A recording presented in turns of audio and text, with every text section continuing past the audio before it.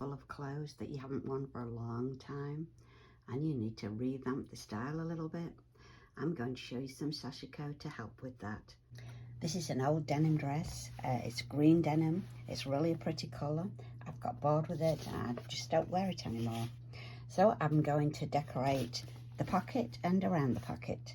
So I've drawn a Sashiko pattern. Today I'm going to use the peel and stitch. I tried this out before. It was the first time I'd used it, but I was actually pleased with the results.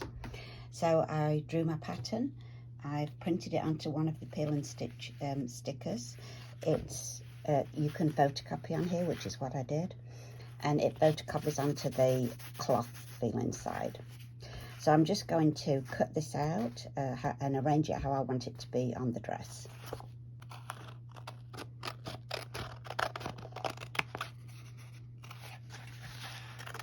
So I'm just cutting out the shape that I want to use in the centre. The flowers I'm going to arrange on afterwards where I want them. I didn't plan to use it in the way I laid it out. It's just, I thought I may as well get the best use out of this and have it all copied on there, ready to use.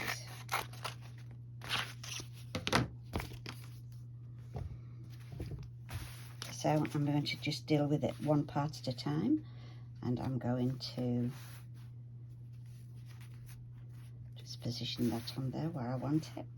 I think it'll look okay like that. So I'm going to just peel off this edging and stick it on.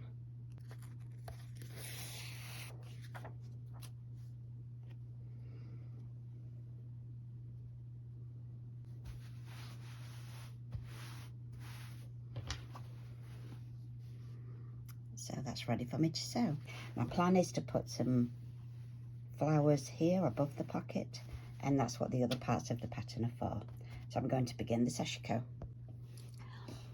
So I have my Sashiko thimble, my thread and my Sashiko needle, and I'm going to start in the centre of the pocket. I do foresee a few problems with doing this. One is it's just a little bit awkward to all the time be sewing inside a pocket. So it may take a little longer than some other projects just because of that. And also, when I get to the very thick part of the denim, I do have a couple of places where the stitches are going to fall into some very thick layers. So at that point, I may have a little bit of difficulty pulling it through. But I don't think it's anything that can't be overcome. I think it'll all work out fine in the end. I've started with a knot. I'm going to use my usual Sashiko stitch. Just go in and out.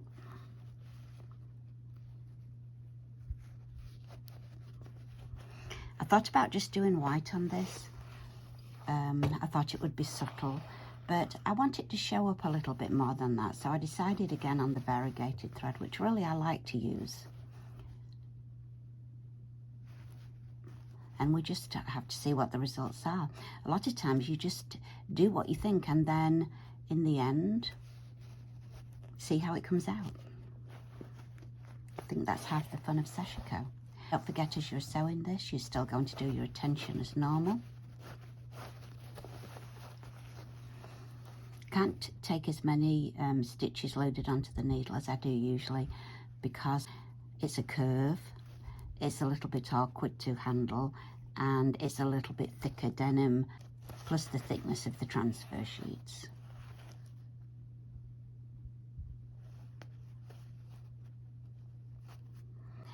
I would like to pass this pattern on to you that I've drawn.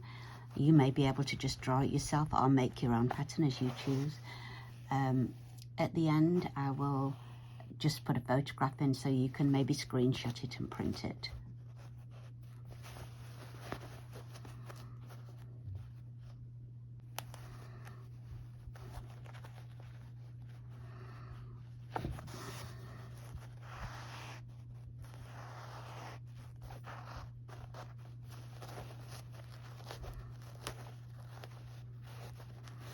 So I'll sew around the rest of my pattern and come back and show you how it's going.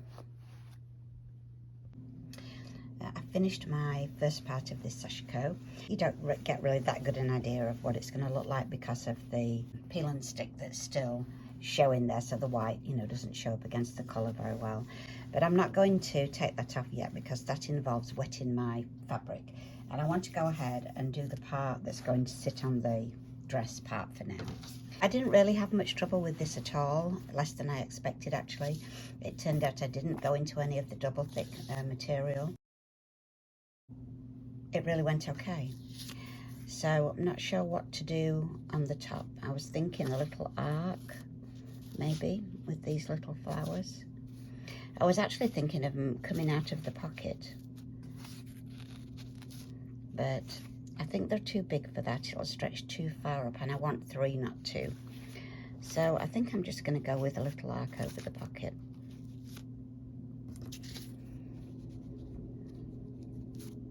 I think that probably will look okay. So I'm going to just peel these off. I'll just stick the first one, just going by eyesight there, fairly centrally on there. About there, I think should be okay. If this was a bit bigger pattern, I could also have just cut it in half and put part on the bottom. And I may think about doing that sometime on a future project.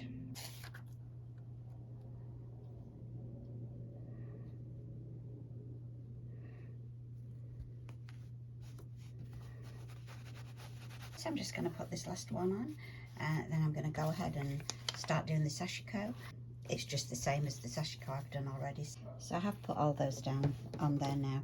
What I decided to do was just peel them up a little bit and some of this extra cut off so that I'm not trying to sew through even more layers than I need to make it just a little bit of an easier job. So I'm just trimming here, and this will stick back down again without any trouble. Just that one last little bit there. Okay. So that's not totally measured. It's just done by looking at it and seeing what you think looks good, and I think that's fine. It's a perfectly okay way to do it. So now I'm going to go ahead and start doing the Sashiko on it. All my Sashiko is done. I think it's going to look good. All I have to do now is take this, put it in some water and rinse this peel and stitch off and hang it out to dry. It's a nice sunny day, so it should dry quickly, and I'll come back and show you the results.